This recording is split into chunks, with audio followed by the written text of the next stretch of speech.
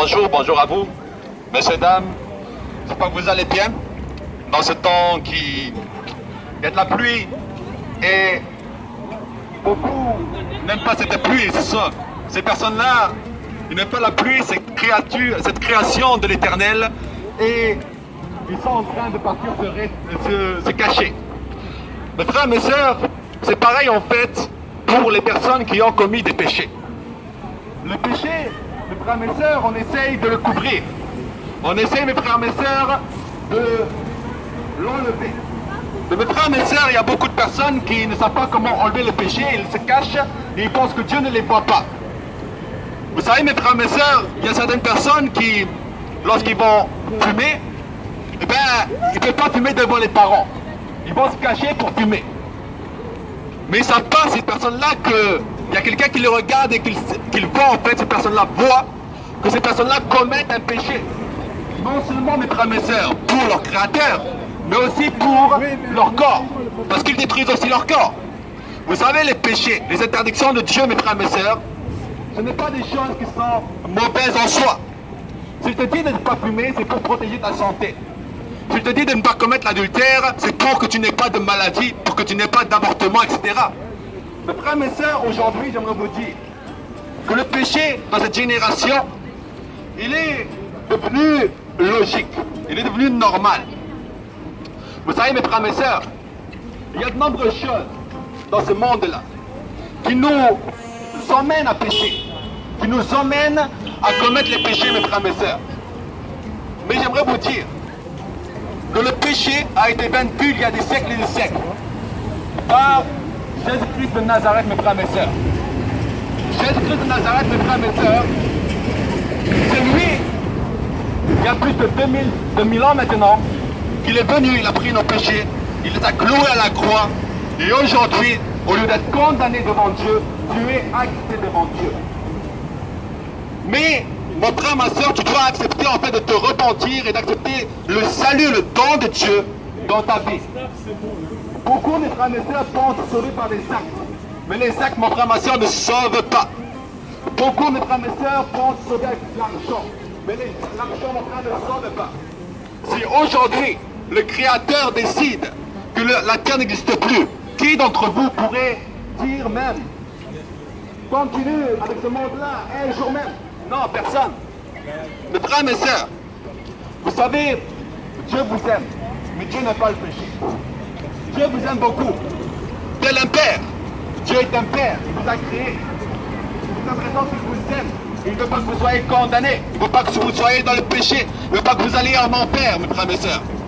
Parce que l'enfer est éternel. Et la vie éternelle, la vie auprès de Dieu est éternelle aussi.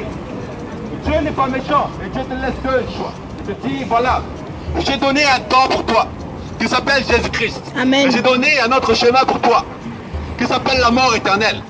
Choisis le chemin de Jésus-Christ afin que tu vives. Amen. Mais si maintenant, tu veux choisir le chemin de la mort, personne ne va t'obliger à l'accepter. Personne ne va t'obliger à accepter Dieu dans ta vie. Personne ne va t'obliger à accepter Jésus-Christ, le seul qui a dit, je suis le chemin, la vérité et la vie. Personne ne va t'obliger à l'accepter. C'est ton libre arbitre, mon frère. C'est ton libre choix.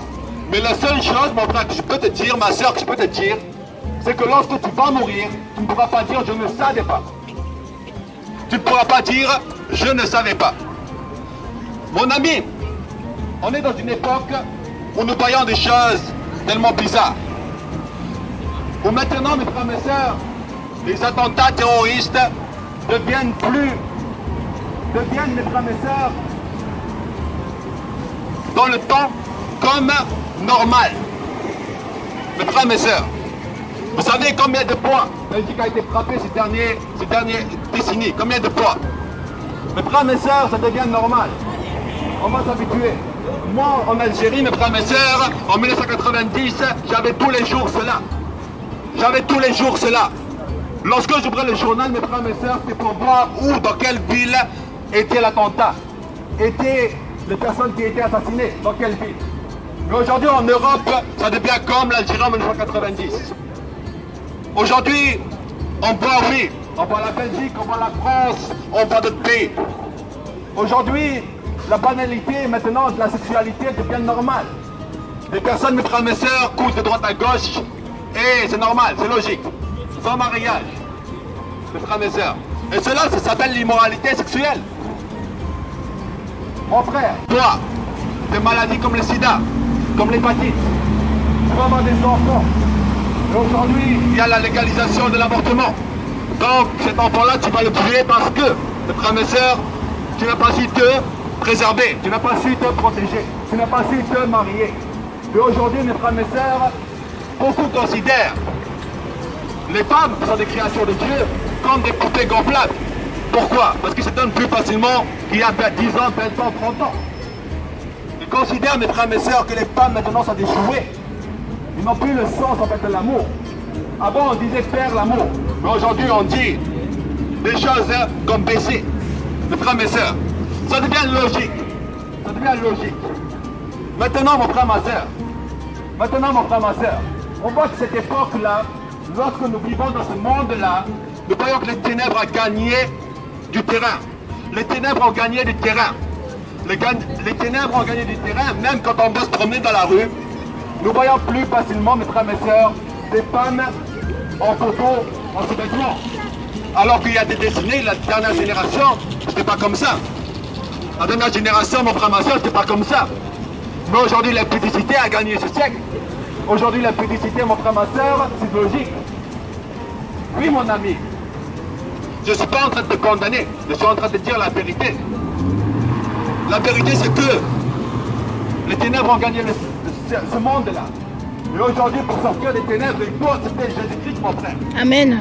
Il faut que tu acceptes maintenant de te repentir, d'accepter la lumière du monde. Afin que tu deviennes toi aussi une lumière, que tu viennes maintenant connaître cette lumière aux personnes qui sont dans les ténèbres, qui ne connaissent pas Jésus. Amen. Mon frère, Jésus-Christ est une personne vraiment importante. Amen. Jésus-Christ, mon frère, ma soeur, est une personne importante. Amen. Vous savez, mes frères et mes sœurs, que Moïse a parlé de Jésus. Que mon frère Bouddha parlait de Jésus.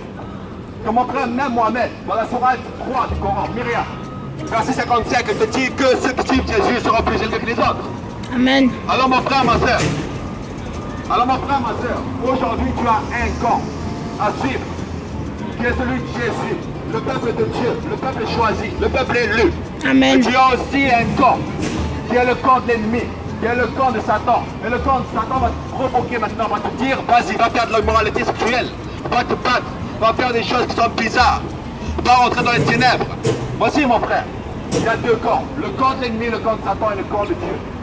Alors rentre dans le camp de Dieu tant qu'il est important parce que Jésus-Christ va bientôt revenir. Jésus-Christ va bientôt revenir.